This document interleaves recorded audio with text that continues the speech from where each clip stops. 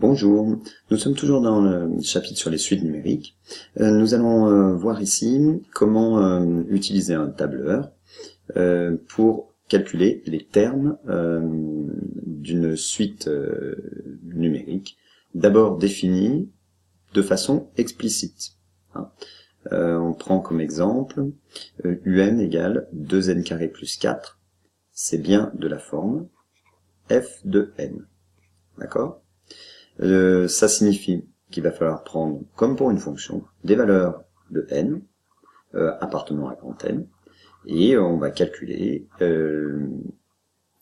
les termes correspondant un. Alors je te propose d'ouvrir un tableur, sachant que quel que soit le tableur que tu utilises, les formules sont quasiment les mêmes. Allez, c'est parti. Alors, nous voici dans les colonnes du tableur. Moi, je suis dans la cellule, plus particulièrement G6. Je fais une colonne avec les valeurs de n entières, n appartenant à grand N, et je vais faire une colonne avec les valeurs de un. Les valeurs de n, je commence par écrire la première, 0, 1, et puis pour écrire toutes celles qui suivent, inutile de tout taper, on sélectionne les deux cellules, on vient en bas à droite, et on étire les cellules, ça nous donne les valeurs de n. Alors je me suis centré pour que ça soit un petit peu plus joli. Dans maintenant la cellule suivante, dans la colonne des un, je vais taper une formule. Une formule, elle commence toujours dans un tableur par égal. Donc si on te demande d'écrire une formule sur le papier, il faut que tu commences par égal. Égal, je veux prendre quoi? La valeur qui va être ici dans cette cellule-là, n0. Enfin 0, n égale 0. Eh bien, je clique sur cette cellule. Voilà, c'est G6. Je veux mettre cette cellule au carré. Donc deux possibilités, soit j'utilise la fonction puissance du tableur, ou power du tableur, soit j'utilise l'accent circonflexe et je mets 2. Je vais avoir ici donc la valeur de n mise au carré. Il me fallait 2 fois cette valeur, donc je fais 2 fois cette valeur. Et puis plus 4, plus 4. Une fois que c'est terminé, je valide. Je vérifie quand même que ma valeur correspond bien au moins au résultat. Alors n au carré 0 au carré 0 fois 2 0 plus 4 4, ça a l'air d'être correct. Je vérifierai sur une ou deux valeurs. Et puis je fais pareil, je vais étirer la cellule pour que le calcul s'automatise.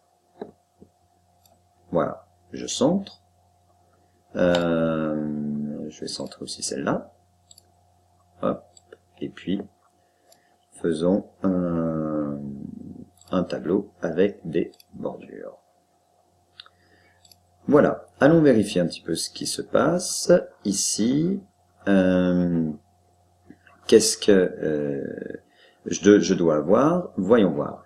1 au carré, 1, fois 2, 2, plus 4, 6, c'est bien la bonne valeur. A priori, ma formule est correcte. Je viens d'augmenter un petit peu ma fenêtre pour que tu puisses voir la formule qui est écrite.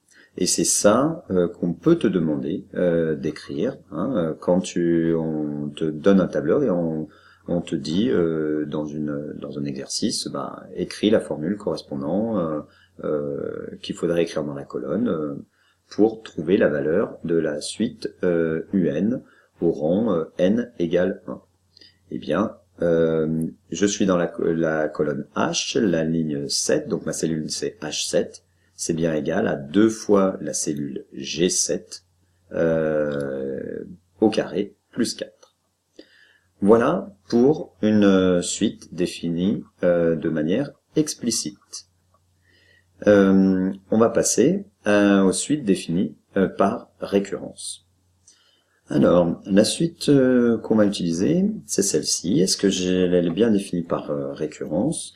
Eh bien, j'ai bien mon premier terme, UE0 qui est égal à 5, d'accord? Premier terme.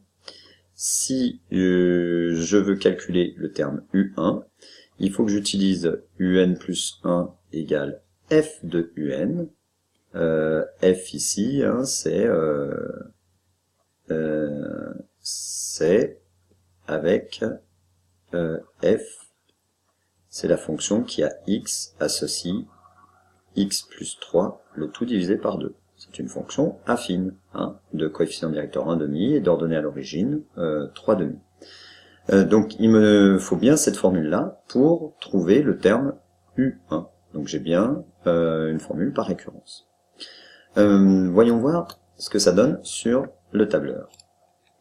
Alors, ici, ce sont simplement des cellules, la cellule D5 et la cellule E5, c'est des cellules dans lesquelles j'ai rappelé la suite que je veux calculer, hein, pour éviter d'avoir à faire des allers-retours avec mon tableur. Mais ça ne fait aucun calcul, c'est simplement du texte. Dans la colonne n, dn, comme elle est définie sur n appartenant pour tout n appartenant à grand N, j'entre une ou deux valeurs de n, et puis à nouveau, j'ai pris un petit peu, pardon, voilà, et j'étire à nouveau ma cellule. Ok, je peux aller plus loin, on peut aller jusqu'à 100, 1000, etc. Pour un, eh bien en fait je sais que u0 est égal à 5, donc j'entre la valeur 5. Voilà. Pour cette première étape, pas bien de difficulté. Maintenant, je vais te montrer aussi ce qui se passe là dans la formule. Je veux rentrer une formule, donc je tape sur égal pour dire au tableur, pour dire qu'on va rentrer une formule et qu'il faut prendre ce que je vais dire comme une formule mathématique, donc égal, parenthèse, pour calculer U1. De quoi j'ai besoin? J'ai besoin de U0. U0, c'est la cellule H6, ça doit être ça. Donc, je clique sur la cellule H6 et automatiquement, la valeur H6, le numéro H6 apparaît.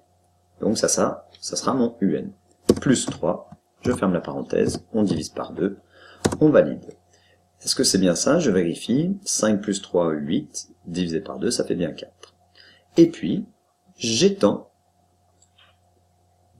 ma formule jusqu'à ce que j'ai, jusqu'à n égale 16. Qu'est-ce que j'ai?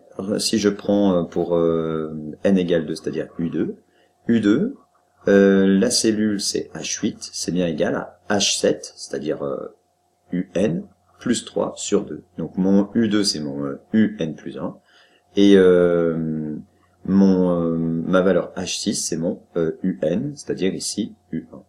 Voilà, et j'ai toutes les valeurs. Voilà, et bien c'est fini pour le tableur. Il ne reste plus qu'à se donner rendez-vous pour la représentation graphique d'une suite. On va avoir aussi là deux types de graphiques. Un pour les suites définies de façon explicite et puis un pour les suites définies par récurrence.